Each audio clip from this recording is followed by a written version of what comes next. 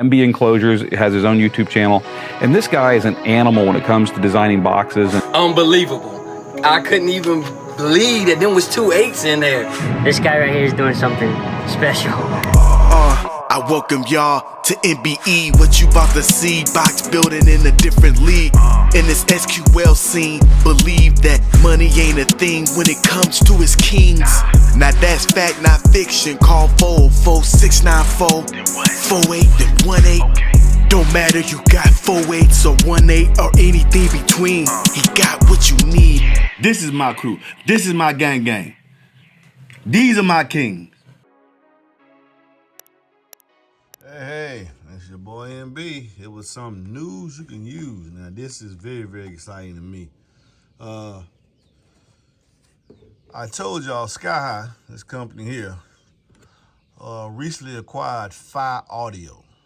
I believe they did it last year, a little short time ago. Now Phi Audio makes premium products. In fact, let's go there so y'all can see this. Let's go to Phi Audio. This is now under the Scar Audio brand of companies. Owned by John Raby. This is Phi Audio. Now, Phi has been known as a very, very loyal following. Very loyal following. Premium subwoofers, handcrafted right here in the United States of A.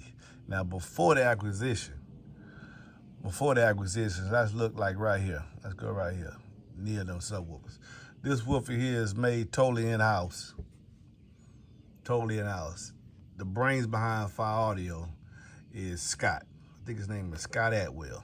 But anyway, John Raby swooped in and bought Phi. So now they have considerably more money to do things with.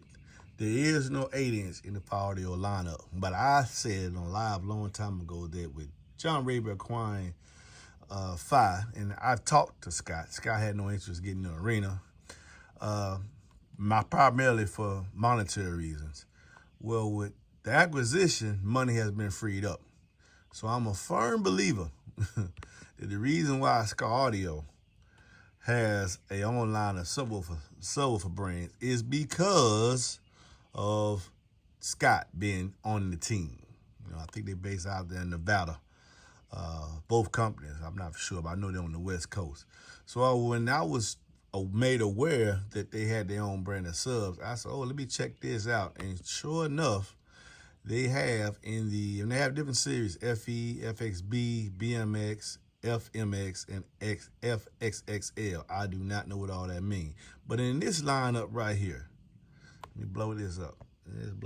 In the SHCA FMX series, we have an 8-inch. Yes, sir. Here it is, right here. Y'all see that? Let's get there. We have an 8-inch subwoofer.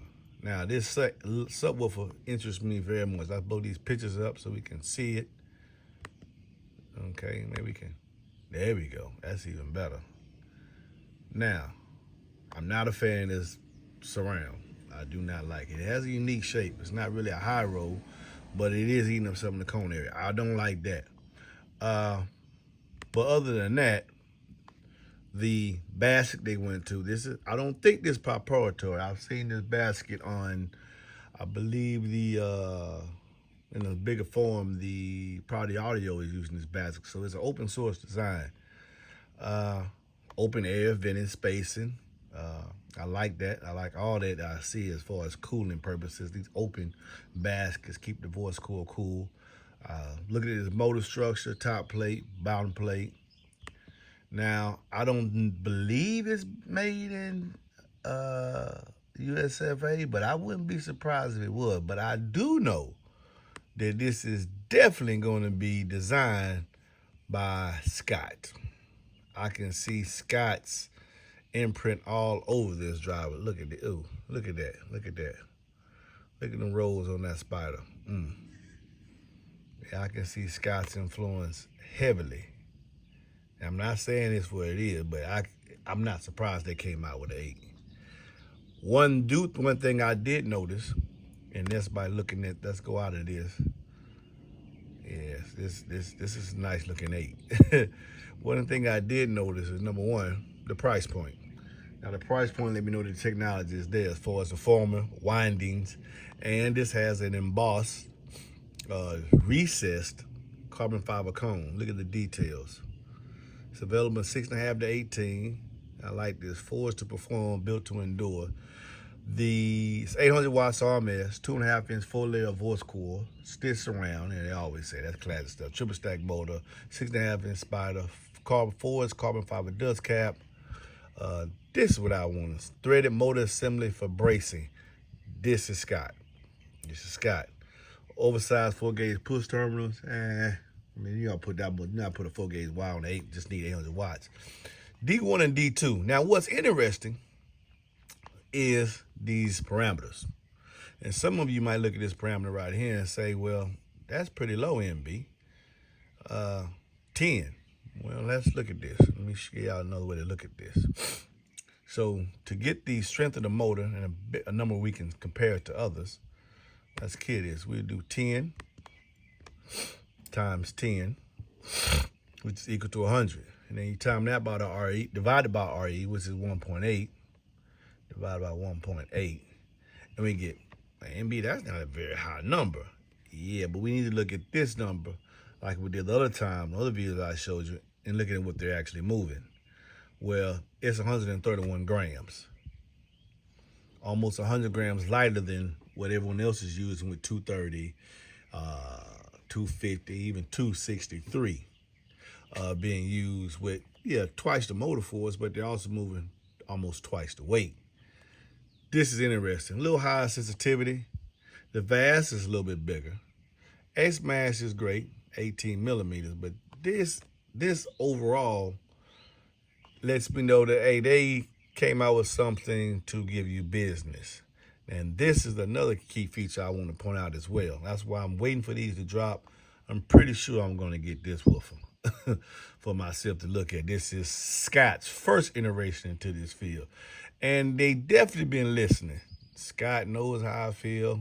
Down John Raby is not going to put no money nowhere where he can't get a substantial return. Look at the cutout. B, 7.48. So this 8 has increased the cone area. That's nice. I wish they would have listed it, but we can always calculate it once we get the woofer. These woofers will be released pre-order July 7th. That's what the tentative date is for the release. I suggest you go to the link. I'm gonna let the link in the video description. Read over it for yourself. Everything that I looked at, I found very, very interesting and eager to look forward to it. Look forward to its eventual release. Let me show you that one more time before we leave. Yeah. Let's go. Look at that. Blow that up. Yes, this is, that's a BSAB former. That's a BASAB former, black. So we can release it doesn't say if it's a copper aluminum coil. I didn't read that in the write-up, or I don't recall if it does.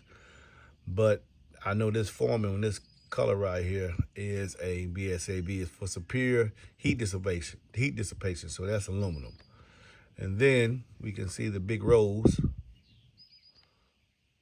Yeah, nice bead. I wonder if this thing is made here in the United States, because it says it's going to be, I wish we could have seen this shot to see the rows.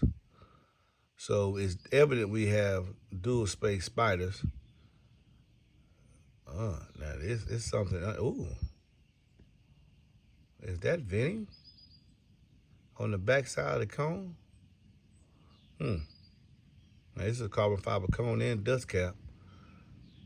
So that's why the MMS is so low. Ooh, now that's a nice, handsome shot of the driver there. Yeah, oh, vents on the former. You can see the holes right there. There's a hole there. That's a hole there. Well, I challenge you to go to the website, Skyhawk Audio, and actually look at this driver. This is Big MBE giving you more news you can use. Fat Not Fixing. I am eagerly awaiting the release of this driver. I want to see what it can do. Y'all be blessed. Get not a good closing shot. And a good closing shot probably be right here. Let me see. Boom, boom. Let's get it. Ooh, that'd be a good closing shot. Maybe the YouTube will select that for the thumbnail. Y'all be blessed.